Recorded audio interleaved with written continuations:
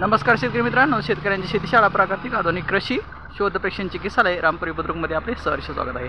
शेतकरी मित्रांनो, ज्याही शेतकऱ्यांना बायोमिक्स किंवा rhizobium azotobacter, pseudomonas, trichoderma, PSB, KMB, mycorrhiza जे काही पाहिजे असेल ते वसंतराव नाईक मराठवाडा कृषी विद्यापीठ येथे येऊन घेऊन जाणे विनंती।